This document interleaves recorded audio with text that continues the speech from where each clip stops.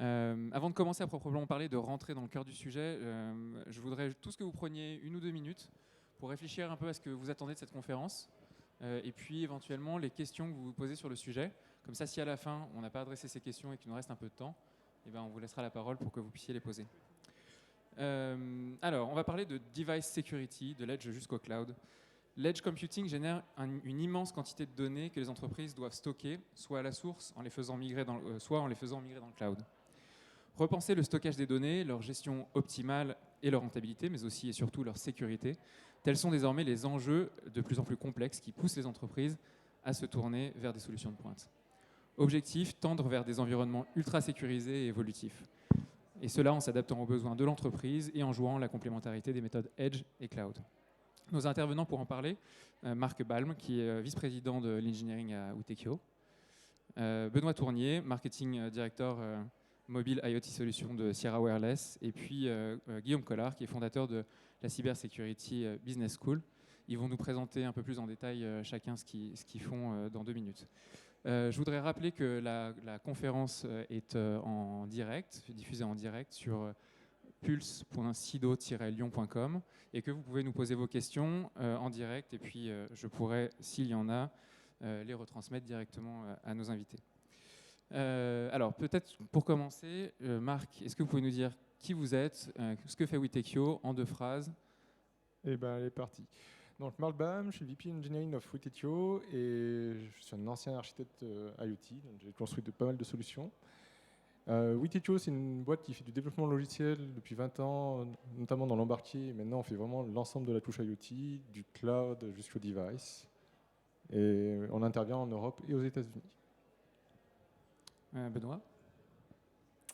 Moi, je suis donc chez Sierra Wireless. Sierra Wireless qui est une entreprise canadienne mondiale spécialisée dans l'IoT avec un savoir-faire sur le développement et la fabrication donc, des équipements routeurs, modems, mais aussi modules de communication cellulaire pour l'IoT. Ça, c'est le premier savoir-faire de Sierra Wireless. Le deuxième pôle d'expertise concerne tout ce qui concerne la connectivité cellulaire, puisque Sierra est un opérateur mobile virtuel global, avec son propre cœur de réseau en Europe et redondé aux États-Unis également, pour assurer une couverture globale des équipements qui sont connectés à travers nos devices ou des devices tiers aux réseaux cellulaires globaux, 2G, 3G, 4G, 5G et puis LPWA. Et la dernière composante, c'est un savoir-faire autour justement de la connectivité device to cloud qui intègre toutes les protocoles stack logiciels de remontée de données et l'intégration sur le cloud à travers des API qui peuvent être proposés aux clients. Et donc moi là-dedans, en fait, historiquement, j'étais ingénieur télécom, chef de produit, et maintenant je m'occupe du marketing et du business development de ces solutions IoT tout intégrées. Merci. Et Guillaume? Je serai bref. Je suis un ancien de chez Solvay. J'étais responsable de la cyber jusqu'à il y a quelques jours au niveau monde. Et depuis, je me suis lancé dans une volonté de diminuer le manque de ressources dans le monde de la cyber en fondant une école complètement dédiée à ça post-bac. Alors ça tombe bien, je voudrais commencer avec vous, Guillaume. Est-ce qu'on peut déjà essayer de cadrer un peu le sujet pour dire dans quel contexte on va évoquer ce sujet de l'edge et du cloud? Alors, j'ai eu le malheur de faire un doctorat et donc j'aime bien définir les termes avant de commencer. Et quelque chose, je ne sais pas qui a choisi le titre, mais quelque chose qui m'a frappé, c'est quand on parle de edge, on parle forcément de cloud en fait. Les deux sont indissociables. Donc c'est un pléonasme qu'on a derrière nous, ou une périssologie pour ceux qui préfèrent, pour être plus précis. Donc pour moi, ce qui est important, c'est quand je lis ça, souvent il y a deux parenthèses qu'on peut lire, c'est Edge, on va parler en fait de fog computing pour beaucoup, et Cloud, entre parenthèses, on va mettre public. Or, il n'y a pas que ça, il y a beaucoup plus derrière tout ça, et la plupart d'entre nous faisons déjà du Edge, vous en faites aussi, avec le Dual Computing. Quand vous utilisez Dropbox, c'est du Edge, parce que vous pouvez stocker en local, ou vous pouvez remonter dans le cloud, et en fait, c'est un service de Edge bien particulier. Donc, ici, pour moi, on va s'intéresser plutôt au monde industriel, au monde plutôt du fog, mais je vous laisserai me contredire, et au cloud que j'imagine plutôt public. Ok, alors du coup, si on peut commencer à rentrer là dans le vif du sujet, comment est-ce que, si le edge et le cloud en fait sont complémentaires, comment le sont-ils dans un contexte industriel, comment est-ce qu'on passe de l'un à l'autre de manière optimale en fait, quels sont les enjeux de cette complémentarité? On va peut-être commencer par Marc, tiens. Waouh, grande question. Donc c'est vrai que le Edge et le Cloud, c'est un peu un jeu de ping-pong. Suivant l'évolution des technologies, des puissances de calcul, et ben, un coup, on va essayer de privilégier des effets d'échelle au niveau du cloud, ou inversement, on va essayer de localiser plus bas les informations avec le device. Et là, c'est vrai qu'on voit une tendance actuellement avec une montée en puissance des devices qui permet d'ouvrir la porte à de nouvelles capacités. Et on est en train de générer effectivement de plus en plus de données localement, de beaucoup plus précises. Les moyens de communication avec le cloud s'améliorent, donc on peut remonter davantage les données. Et niveau cloud, maintenant on a une sorte de big data bien plus accessible que précédemment, et c'est très tentant de se dire, j'ai ça, qu'est-ce que je peux en faire de plus? Tout de suite, big data, on peut penser machine learning, et hop, on boucle la boucle en redescendant les modèles au niveau des devices. Donc on a un peu un cercle vertueux qui est en train de se créer. On va citer la fameuse Sanjay qui est prometteuse là-dessus, mais effectivement, on a cette envie de dire j'ai de la donnée, je peux construire des modèles plus pertinents et je peux améliorer petit à petit la productivité sur mon usine. Comment est-ce qu'on fait pour que finalement ces données soient finalement traitées, puissent être traitées efficacement en utilisant des modèles, etc., tout en restant suffisamment secure et dans un cadre de conformité qui marche, quoi. Aujourd'hui, peut-être une question pour Benoît. Alors oui, je vais compléter juste l'approche Edge Cloud avant de répondre à cette question, en illustrant le cas par un client qu'on a eu de manière historique très tôt, Atlas Copco, qui est un client industriel qui développe et fabrique des compresseurs d'air.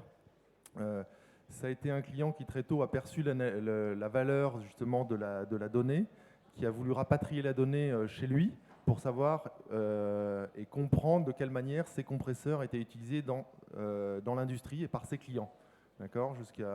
Jusque dans les années 2010, on va dire qu'ils avaient très peu de visibilité sur la manière dont leurs compresseurs étaient utilisés dans l'industrie 4.0 pour des industries de process diverses et variées, l'automobile, de la génération d'énergie, etc. Et apporter du M2M, à l'époque ça s'appelait pas IoT, permettait d'avoir une meilleure visibilité sur ces usages-là et éventuellement de proposer à terme des solutions de maintenance connectée, etc. Et donc dans un premier temps, il a fallu qu'ils acquièrent de la donnée pour comprendre la manière dont ces compresseurs étaient utilisés. Donc première phase du projet, ça a été vraiment un objectif de connecter leurs compresseurs, collecter un maximum de données.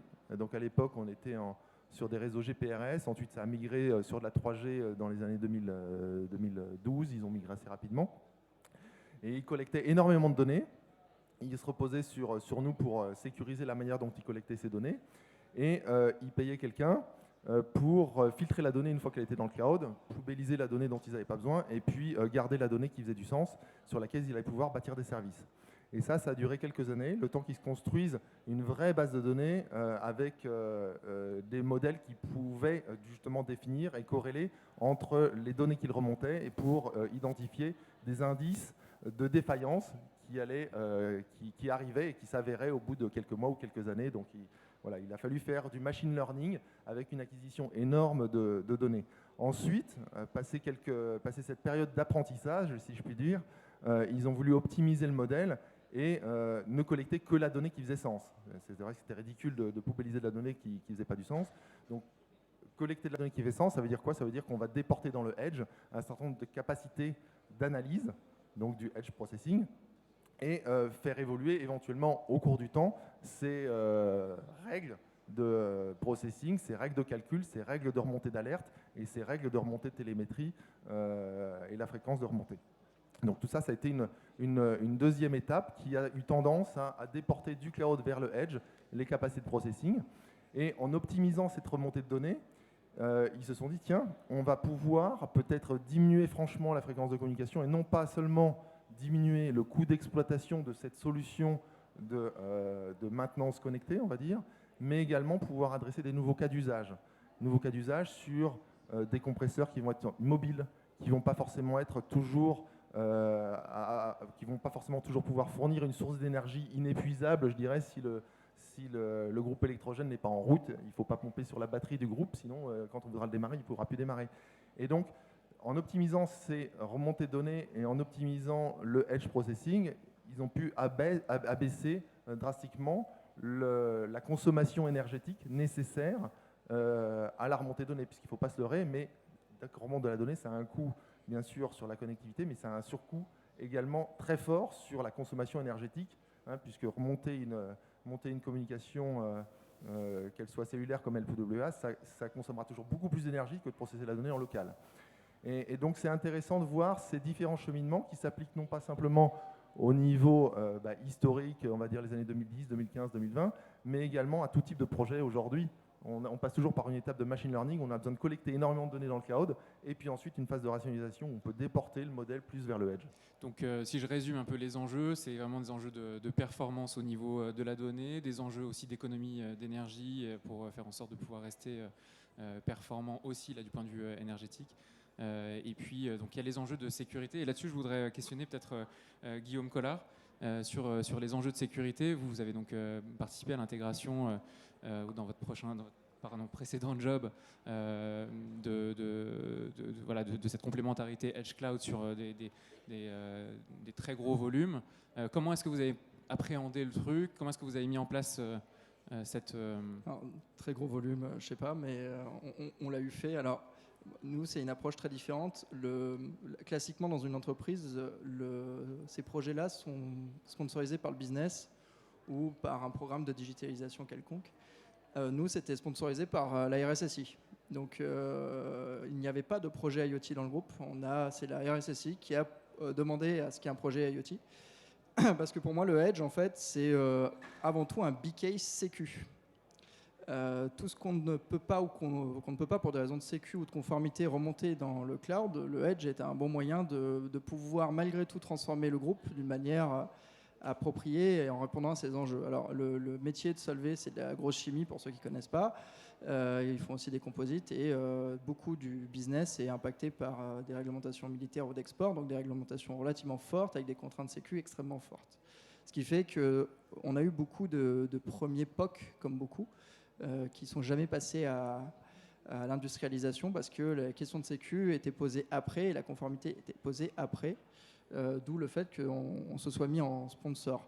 Donc l'approche qu'on a eue était très différente et Marc sera meilleur que moi pour répondre à cette question parce que c'est Witekio qui avait accompagné Solvay sur cette partie-là. J'étais seulement client, donneur d'ordre et accessoirement auditeur, donc l'embêteur.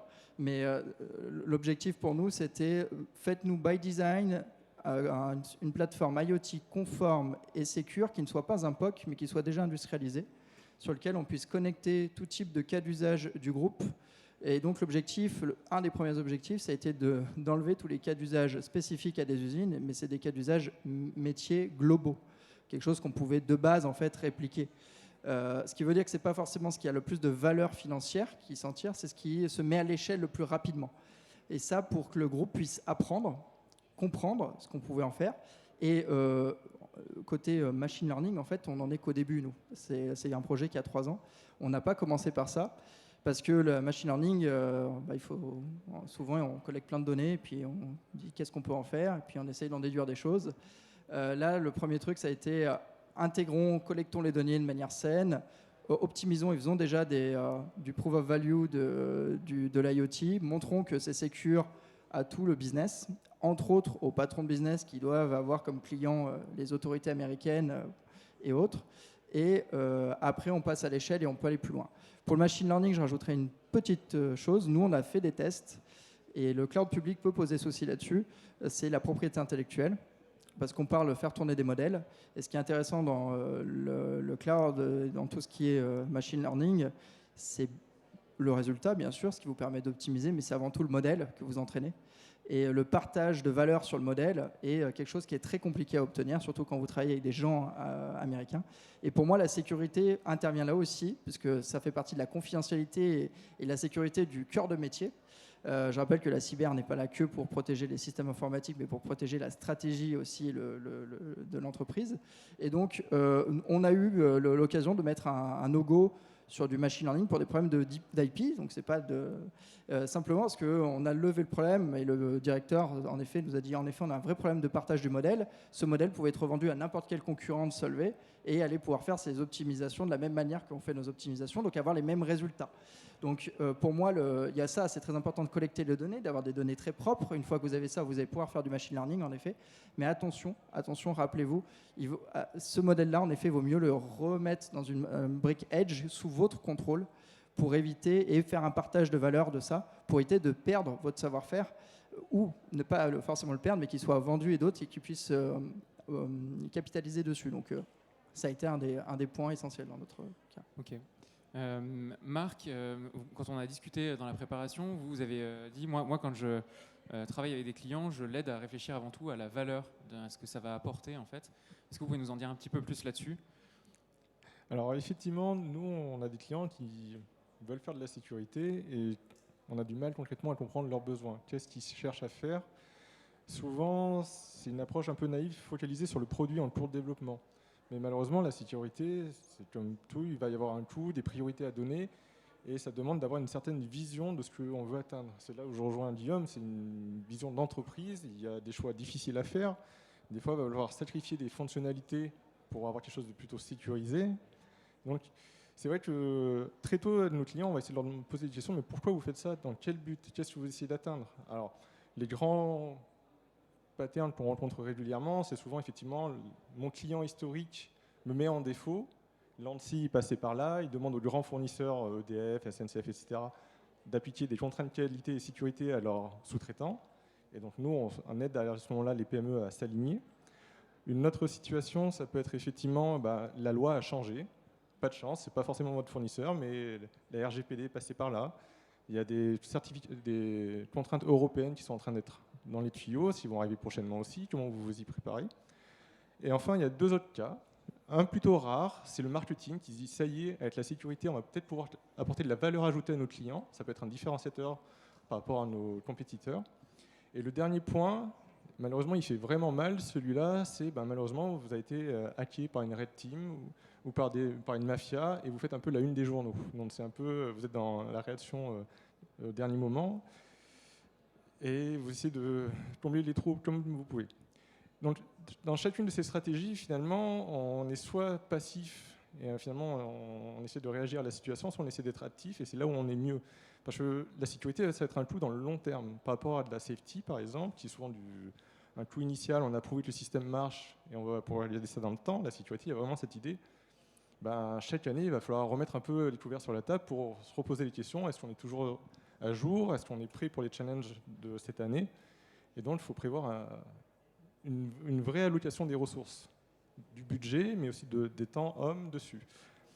Et donc, si la personne voit plus loin que son produit, mais par exemple, essaie de construire un service sécurisé où il y a une vraie valeur ajoutée pour le client, parce que par exemple, la donnée est en France, il peut le prouver, il y a une certaine souveraineté là-dessus, finalement, il va pouvoir faire payer peut-être un peu plus cher le client et assurer la viabilité de la partie sécurité de son application. Donc, c'est vraiment des choses à aller plus loin que juste l'engineering, mais vraiment se dire au niveau de la société, qu'est-ce qu'on veut atteindre avec la sécurité. Du coup, est-ce que c'est un sujet IT ou est-ce que c'est un sujet métier ? Benoît ? Alors, moi j'aime bien reciter les 3 lettres acronymes de l'IoT. IoT. On est dans l'operational technology, donc la sécurité elle concerne l'OT et elle concerne l'IT également. Et elle concerne tout ce qui est entre les deux, à savoir le réseau qui va être utilisé pour transférer la donnée entre l'OT et l'IT ou réciproquement transférer des commandes entre l'IT et l'OT.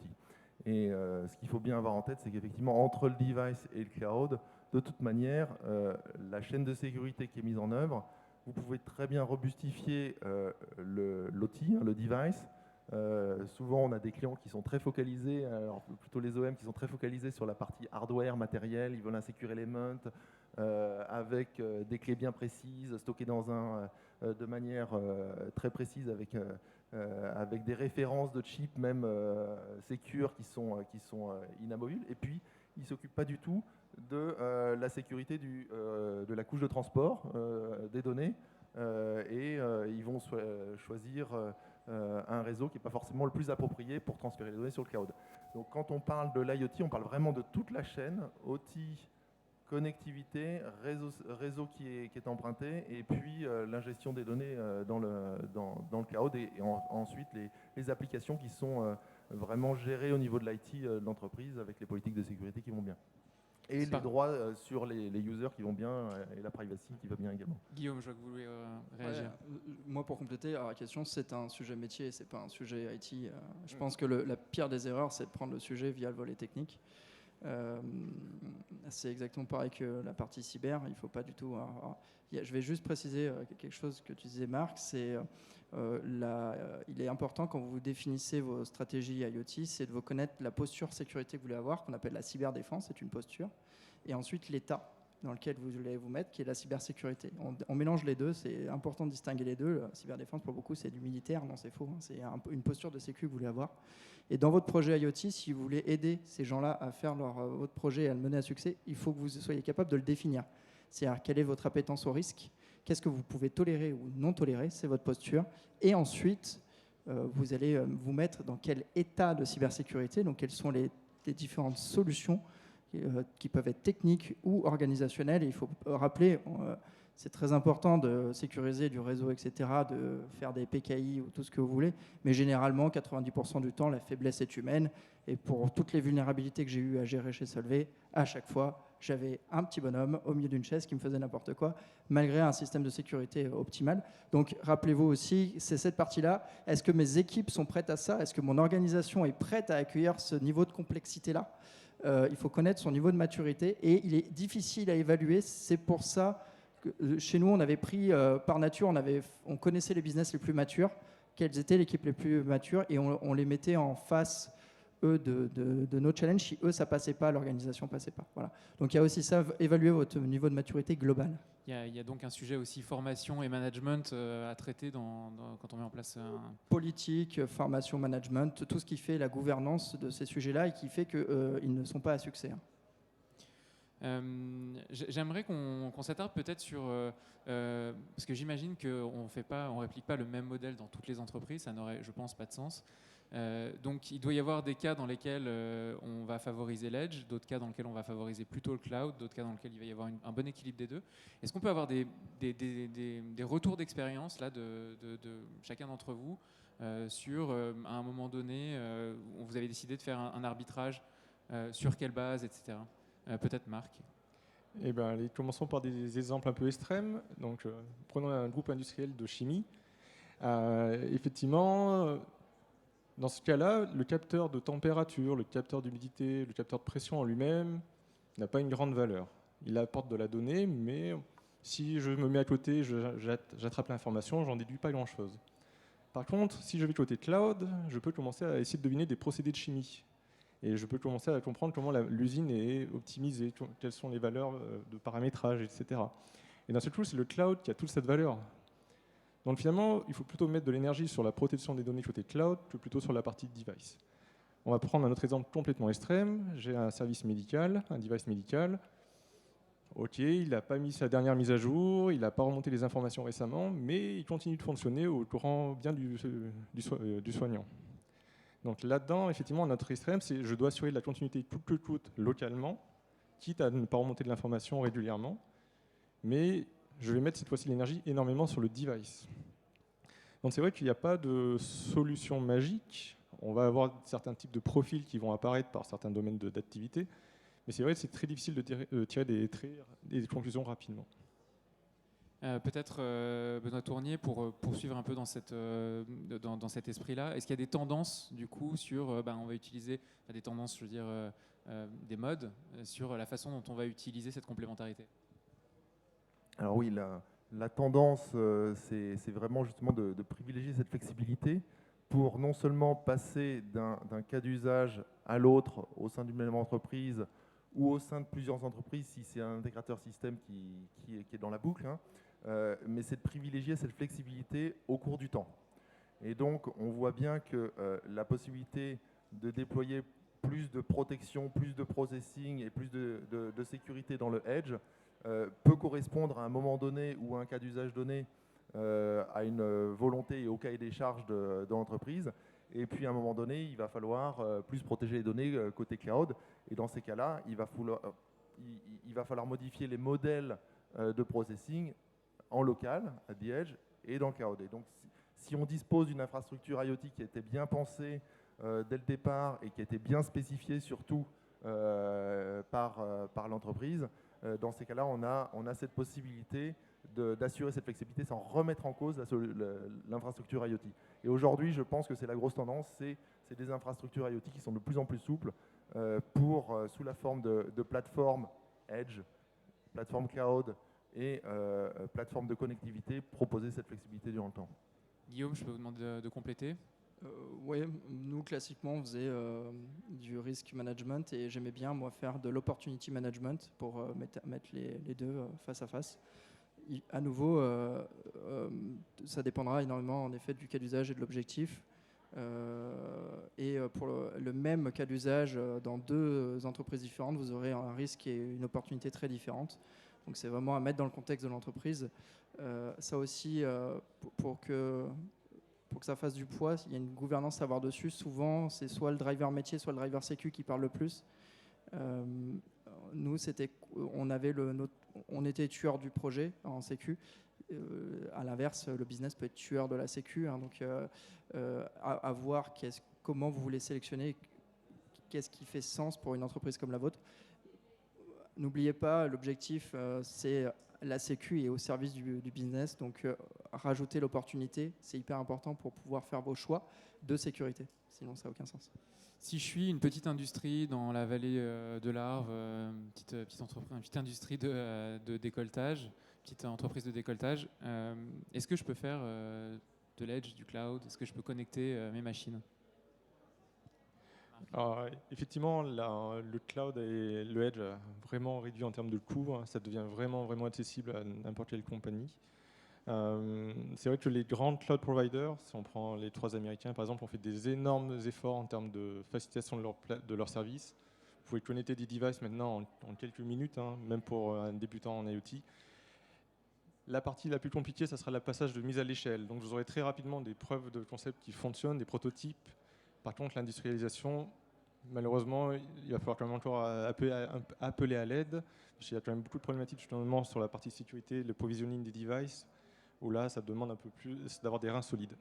On avait aussi abordé le problème de la conformité, où vous disiez, en fait, aujourd'hui, de toute façon, les PMI sont obligés de s'y mettre. Alors là-dessus, effectivement, l'Europe avance sur la partie avec l'ENISA, donc qui est un organisme mandaté par l'Europe pour travailler sur la partie sécurité. Et c'est vrai qu'à l'image de la RGPD des données privées, l'idée c'est de petit à petit s'assurer que les entreprises ne font pas n'importe quoi avec la cybersécurité. Et donc là-dessus, l'ENISA, par exemple, est en train de travailler sur 2 grands axes. S'assurer que les gens mettent des moyens pour protéger leur service cloud. Et l'étape suivante, ça sera la même chose pour la partie device. Donc il y a de fortes chances effectivement que si vous sortez un device qui a une durée de vie assez longue, 5-10 ans, l'Europe va vous rattraper avec des lois et sûrement des pénalités si vous ne jouez pas le jeu. Donc ça vaut le coup de commencer à essayer de se projeter un peu plus loin que juste la prochaine sortie. Alors, je fais une transition. N'hésitez pas à poser vos questions sur l'application Pulse et je les reprendrai s'il y en a. Quel conseil pour commencer, Benoît? Alors, Quel bout on prend le truc? Le conseil, c'est effectivement de commencer par une preuve de valeur qui puisse intégrer le maximum d'input de la part du client, preuve de valeur qui ne doit pas être un prototype, mais plus un produit type, je dirais, qui va faciliter la mise à l'échelle. Donc ça ne sert à rien de développer une petite preuve de concept sans intégrer en amont toutes les contraintes justement de sécurité device to cloud, si derrière il faut remettre en cause tout ce que vous avez fait et si les contraintes diverses et variées vont ramener des surcoûts qui du coup ne rendront pas exploitable votre business model. Donc c'est en ça que Sierra Wireless, nous on a développé des plateformes de produits typage en open source. On a réalisé en open source non seulement des logiciels mais également des schémas pour permettre à des clients OEM éventuellement de développer des devices spécifiques. On a une approche device également certifié, prêt à l'emploi pour faire cette preuve de valeur et pouvoir passer à l'échelle n'importe où dans le monde avec différentes contraintes et législations sécuritaires. Et enfin, la partie flexibilité qui est importante, c'est-à-dire que vous allez faire votre preuve de valeur, mais derrière, votre solution, elle va être déployée pour durer 10 ans, comme vous le disiez. Les réglementations vont évoluer. Si vous n'avez pas une infrastructure IoT qui vous permet de faire des mises à jour logicielles de manière sécurisée pendant toute cette durée, donc ça concerne la sécurité, flexibilité aussi pour administrer différemment vos données, les orchestrer plus ou moins à the edge, les orchestrer plus ou moins dans le cloud. Tout ça, il vous faut une plateforme évolutive. Et donc, c'est vraiment là qu'on peut amener, je dirais, un facteur de succès grandissant, éviter de tomber dans les 70% de cas d'échec dans le cadre d'un passage à l'échelle. C'est les pourcentages classiquement évoqués dans l'IoT quand une entreprise veut passer à l'échelle. C'est vraiment la prise en compte en amont, dès la construction de cette preuve de valeur, d'une plateforme scalable et industrialisable. On va retenir ce chiffre qui est quand même assez angoissant quand même. 70% des projets IoT industriels qui sont des échecs. Voilà, faut bien s'entourer. Guillaume. Un bon sponsoring en interne. Pour l'avoir vécu et pour avoir, moi je l'ai vécu, c'était différent. On était support. Mais je pense que vous partez dans justement, il faut annoncer d'entrée de jeu que potentiellement vous allez avoir 70% d'échecs, ce qui est pour une direction peut-être compliqué à comprendre. Donc il vous faut un bon sponsoring qui soit conscient d'où vous vous lancez, que c'est une histoire qui ne sera pas forcément une histoire à succès, qui sera très certainement une histoire avec des échecs qui potentiellement mèneront à un succès. Et on passera un certain nombre d'heures. Alors pour donner une date, on a commencé quand la plateforme IoT en 2018 et je crois que le live était en 2020. Voilà, donc 2 ans de dev. En interne, entre les changements de direction, etc., vous pouvez avoir plusieurs bonnes personnes qui veulent la mort du projet. Donc il vous faut un bon sponsoring qui soit capable de tenir dans la durée. Commencez par ça à nouveau. Oui, vous allez avoir des enjeux techniques, etc. Oui, mais il faut que toute l'entreprise, du plus haut au plus bas, soit derrière pour soutenir ce genre d'initiative, sinon on n'y arrivera pas, ce qui était, je pense, ce qui a fait le succès de la plateforme IoT chez Solvay, puisqu'on avait le sponsoring du top management, mais aussi des équipes au plus proche, même industrielles. Donc une approche systémique. Tout à fait, une approche systémique. Et puis Marc, alors du coup Alors c'est vrai que nous, si on reprend les projets IoT, l'un des grands risques au début, effectivement, c'est de rater des parties prenantes. Donc, par exemple, Witty-Tool, nous, on travaille énormément sur la partie amont pour justement être sûr de faire une bonne cartographie de tous les acteurs, de bien comprendre l'ensemble des besoins. Effectivement, c'est important de partager une vision commune assez tôt dans les projets IoT, parce que tôt ou tard, il y aura des compromis à faire. Ils ne seront pas forcément faciles et agréables, mais si les gens sont alignés, ça simplifiera énormément les choses. Et c'est vrai qu'un autre conseil, c'est que effectivement, c'est souvent des enjeux d'entreprise derrière l'IoT. Ça va être compliqué, il va falloir prouver des choses. On va avoir des grosses déconvenues, donc il faut vraiment être dans une logique d'apprentissage, d'admettre qu'on s'est trompé et qu'est-ce qu'on aurait pu faire de mieux et en tirer les leçons qui vont bien. Oui, réagir. Oui, juste, je veux quand même rassurer parce qu'effectivement, on a l'air d'être un petit peu négatif ou un petit peu pas suffisamment enthousiaste sur le déploiement des projets IoT. J'ai cité le chiffre de 70% de cas d'échec. Là, on a cité 3 ans pour passer de la preuve de concept à la commercialisation.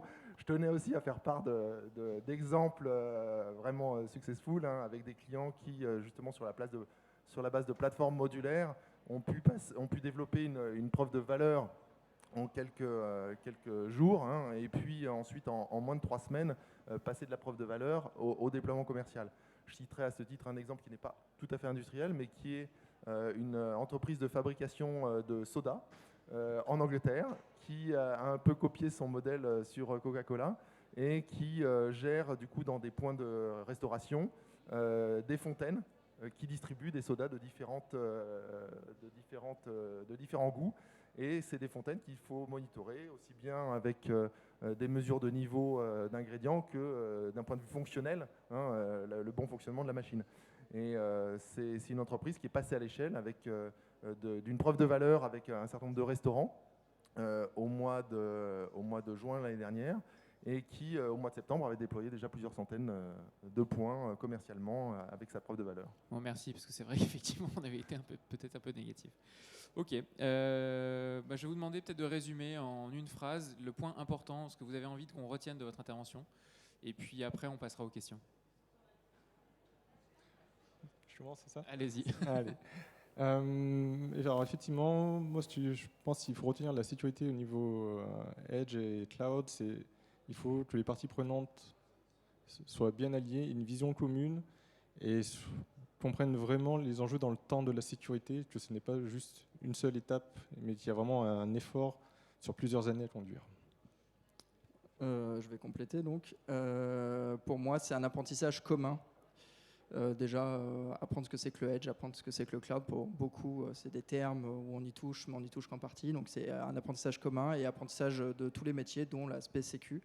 On n'aura pas un cahier des charges parfait et aussi ne cherchez pas à faire du parfait. L'ennemi du bien, ça fonctionne très très bien dans l'IoT. Donc on se limite à ce qui est nécessaire pour l'entreprise et pas aller forcément plus loin aussi. Et Benoît? En 2 mots, donc orchestration des données. Je pense que le point fort, c'est d'assurer la flexibilité de cette orchestration entre le Edge et le Cloud. Et donc ça doit être pris en compte très tôt dans votre cahier des charges, cette flexibilité de pouvoir orchestrer différemment au cours de vie du projet, cette orchestration, pouvoir au cours du temps aussi assurer la gestion des devices de manière sécurisée et l'évolutivité de ces devices de manière sécurisée, ainsi que les applications qui sont dans votre cloud. Et tout ça, aujourd'hui, c'est disponible sur des plateformes IoT, mais donc on est là pour vous aider dans ce choix-là, effectivement, aussi bien Vitekio que maintenant, voilà, exactement. Alors, si vous souhaitez prendre la parole, n'hésitez pas à lever la main et on vous fera passer un micro. Ici, la dame qui est juste là. Hop, attendez, je vais vous donner peut-être le mien.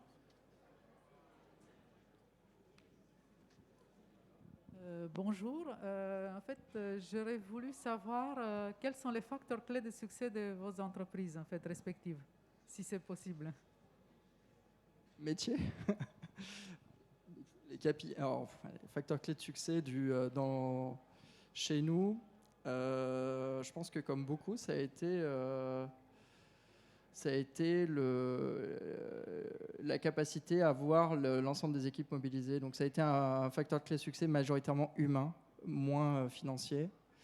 Je vais être très honnête, dans la gestion de projet, on ne l'avait pas mis en place, on n'avait pas mis tout ça parce que on ne savait pas où on allait. Il est difficile de terminer les facteurs clés de succès quand vous ne savez pas où vous allez. Donc pour nous, c'était simplement, on sait qu'on va pouvoir en tirer une valeur pour l'entreprise, on va le prouver de manière financière, de manière simplification des process aussi, simplification client éventuellement. Et c'était à peu près ça. C'était trouver un axe où, d'un point de vue métier, ça avait du sens. Mais on ne l'avait pas formellement écrit. Et d'ailleurs, ce n'était pas l'objectif. L'objectif, c'était on sait qu'on va devoir y aller dans l'IoT.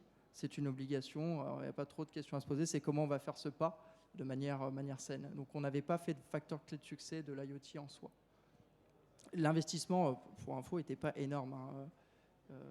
Dis-moi si je me trompe, mais on parlait de 200 000 euros.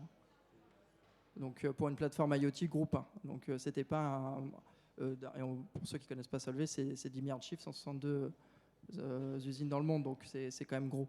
Donc c'est pas un gros investissement. Côté Sierra Wireless, donc facteurs clés qui sont surveillés, c'est bien sûr la satisfaction client à travers des indicateurs comme le NPS qui sont établis sur la base d'interviews clients. Bon, chez Sierra Wireless, un bon indicateur, c'est également le volume de clients qu'on traite ou d'abonnés que l'on a sur nos plateformes, puisqu'on a plus de 3 millions d'abonnés qui sont connectés sur nos plateformes IoT aujourd'hui, et qui sont satisfaits. Et donc ça, c'est un indicateur. Les autres indicateurs, effectivement, c'est la qualité de remontée de données et le nombre de défaillances qui peuvent être observées en fonction du temps, qui sont particulièrement bas, bien sûr, sur des réseaux sécurisés comme les réseaux cellulaires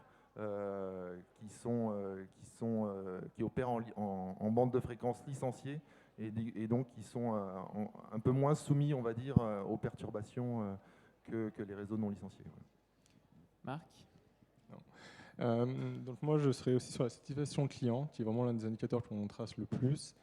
Et l'autre point qui est vraiment important, c'est l'aspect capitalisation humaine. Sur les systèmes IoT, on est vraiment sur des choses compliquées, avec souvent très hétérogènes.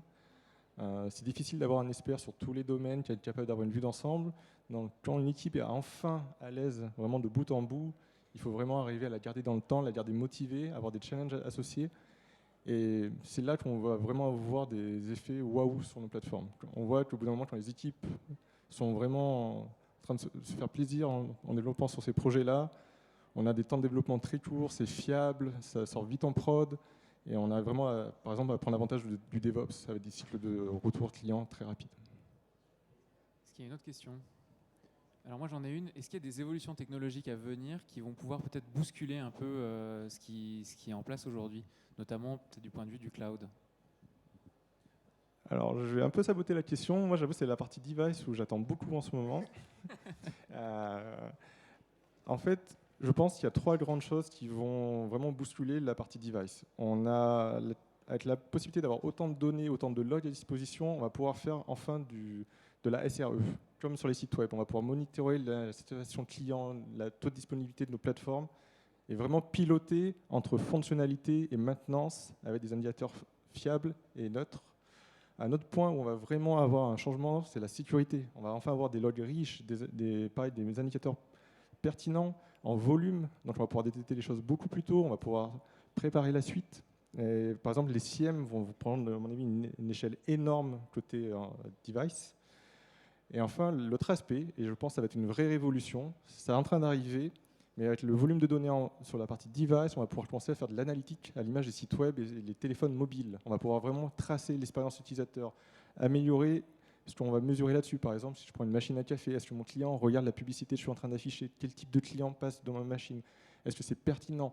Et on va pouvoir faire, on revient toujours dans cette logique de DevOps, mais on va pouvoir vraiment faire des retours entre le marketing et le développement beaucoup plus simples. Est-ce que quelqu'un souhaite compléter? Oui, alors je complète juste côté Edge. Effectivement, il y a une grosse attente de nos clients sur le coût des Edge devices. Chez Sierra Wireless, nous, on s'attache en particulier à intégrer dans le modem, dans le module lui-même, les capacités de processing embarquées pour éviter d'ajouter un processeur à l'extérieur de ce module, puisque le module télécom, quand il est cellulaire connecté sur les réseaux IoT, il a besoin déjà d'une grande capacité de processing. Et si on passe sur des réseaux LPWA, 4G LPWA ou 5G LPWA, la capacité de processing est moindre en matière de stack télécom, et donc on ouvre cette capacité de processing pour les applicatifs du client, et donc ça permet de réduire le coût du device du coup, en évitant un chipset externe. Donc ça, c'est une première évolution. La deuxième évolution qu'on n'a pas du tout évoquée, elle concerne les réseaux. Je vois de plus en plus de déploiement de réseaux privés, et c'est important pour l'industrie 4.0. Alors ça ne va pas être le raz-de-marée, les études parlent plutôt à l'horizon 2025 d'une dizaine de pourcents des déploiements qui vont se faire sur la base de réseaux privés. Alors aujourd'hui, on parle beaucoup de réseaux privés LoRa, en bande non licenciée comme je disais, mais on parle déjà aujourd'hui de réseaux 4G privés et de réseaux 5G privés qui seront encore plus faciles à déployer avec cette technologie de network slicing. Et donc ça, je pense que ça va apporter également une évolution importante sur le déploiement, potentiellement pour pouvoir déployer des devices qui sont compatibles réseau privé, mais qui puissent également se connecter sur des réseaux publics en fallback s'ils sont dans des situations de mobilité. Guillaume? Pour les réseaux privés, faites attention à la dispo pour avoir vécu des moments difficiles. Quand vous avez une antenne 4G, vous découvrez qu'un train tombe en panne à côté, que tous les utilisateurs se connectent dessus, ça vous fait un DDoS et vous avez votre usine qui s'arrête, c'est très très désagréable. Donc c'est pour ça que le réseau privé a un petit peu de mal à décoller ces problèmes de dispo, mais en effet c'est un bon point. Moi, pour la partie cloud, donc comme ça on aura tout fait. Pour la partie cloud, je pense que ce qui arrive vraiment, c'est tout ce qui est confidentialité des données et la sécurité end-to-end. Pour ceux qui suivent les tendances, il y a beaucoup de chiffrement end-to-end qui commence à arriver. Avec, désolé pour les acronymes, pour tous les termes, confidential computing, des choses dans le genre. Donc on commence à avoir des plateformes as a service ou infrastructures as a service qui peuvent héberger des données ultra sensibles, normées. Donc je pense entre autres, d'ici la fin de l'année, normalement les grands acteurs américains pourront stocker de la donnée hors États-Unis, de données militaires américaines. Parce qu'on aura du end-to-end comme décrit dans la littérature, c'est-à-dire avec aucun déchiffrement de la donnée, d'aucune manière que ce soit par l'opérateur. ce qui permettra pour des entreprises ultra sensibles de pouvoir commencer à imaginer des big cases réels cœur de métier. Après, là, il y aura la technique qui sera prête. Maintenant, il faudra la confiance et il faudra le démontrer. Et ça, c'est encore un autre pas. Mais pour moi, dans le cloud, voilà, c'est les grands enjeux, ça va être celui-là. Eh bien, ce sera le mot de la fin. Merci à tous d'avoir assisté à cette conférence. Merci à nos intervenants de nous avoir éclairés sur ce sujet. Et puis, je vous souhaite une bonne après-midi sur le SIDO et bon appétit. Au revoir. Merci. Au revoir.